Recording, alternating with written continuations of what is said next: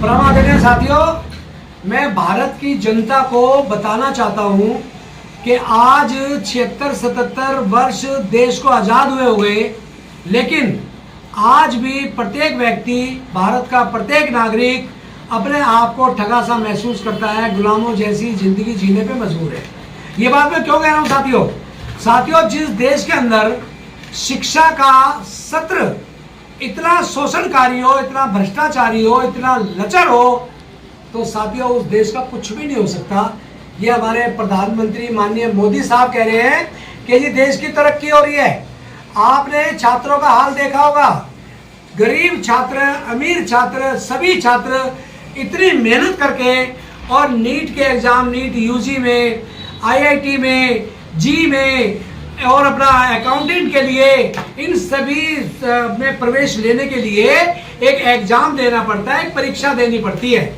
लेकिन साथियों आप देख रहे हो इतना भ्रष्टाचार इस सरकार के अंदर है कि साथियों वो नीट का एग्जाम हो या कोई भी एग्जाम हो, आईपीएस एग्जाम हो, आईएएस एग्जाम हो, वो एग्जाम होने से पहले ही पेपर लीक हो जाता है साथियों।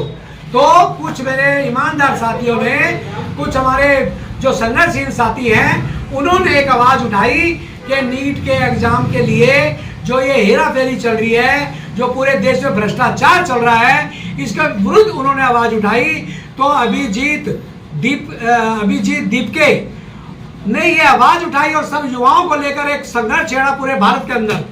परंतु साथियों आज गहरे दुख की बात है, उस जंतर मंत्र पे, उस आंदोलन को, उस संघर्ष को अपना साथ देने के लिए, अपनी आवाज देने के लिए हमारे बीच में सोनम वांगचुक जो शिक्षाविद हैं, पर्यावरणविद हैं, साइंटिस्ट हैं, देश के माने जाने एक हस्ती हैं, देश के माने जाने एक युवक हैं, जिन्होंने देश के लिए बहुत कुर्बानियां की है। आज वो साथी अपनी मांगों को लेकर और कॉकरोच जनता पार्टी की मांगों को मनवाने के लिए वो आकर भाई साहब अनशन पे बैठ गए। आमरण अनशन, नमक और पानी के बिना अनशन। आज 16 दिन उनको अनशन का है, लेकिन इस निकम्मी, बहरी, गूंगी, भ्रष्टाचारी सरकार ने ना तो उससे संवाद किया है, ना उनसे बात की है, ना उन लोगों की उन्होंने समस्या जानने की कोशिश की है। तो आज आने वाला कल छात्रों के लिए अंधकार में है, उनका भविष्य अंधकार में है। ये देश आगे नहीं बढ़ सकता। इस देश के अंदर शोषण चल रहा है, इस देश के अंदर भ्रष्टाचार चल रहा है। जिस देश के माननीय प्रधानमंत्री की आपको पता है जंतर मंतर पे एक स्थान नियुक्त किया हुआ है अपने आंदोलन करने का, आज पता है वो सारा मंत्रालय, सारा सब कुछ सुध बैठा हुआ है, उसको मरने के लिए उसका इंतजार कर रहे हैं। माननीय सोनम वांगचुक जी के मरने का इंतजार कर रहे हैं। 16 दिन से वो आमरण अनशन पर बैठे हैं, 16 दिन से उन्होंने कुछ खाया नहीं है और जंतर मंतर के ऊपर आज वो जिंदगी और मौत के बीच जूझ रहे हैं। नालत है ऐसे प्रधानमंत्री को, डूबकर मर जाना चाहिए, इस्तीफा उसको खुद दे देना चाहिए। इस्तीफा तो वो शिक्षा मंत्री अपना शिक्षा मंत्री का, धर्मेंद्र प्रधान का मांग रहे हैं।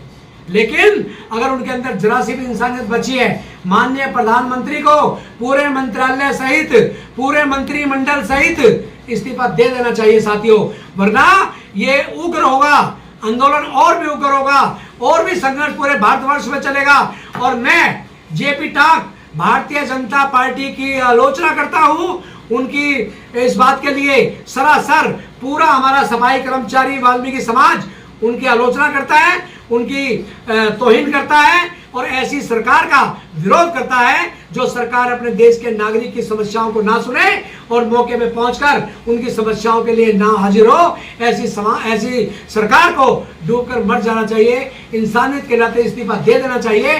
वरना माननीय प्रधानमंत्री जी, आप सोनम वांगचुक जी को जाकर सुनो, धर्मेंद्र प्रधान जी का इस्तीफा एक्सेप्ट करवाओ, धर्मेंद्र प्रधान जी का इस्तीफा दिलवाओ। शिक्षा मंत्री बहुत है, धर्मेंद्र प्रधान जी से भी अच्छे हैं, और लोगों को मौका दिया जाए। अगर अपनी सरकार चलानी है तो आपको शिक्षा मंत्री धर्मेंद्र प्रधान का इस्तीफा देना ही होगा।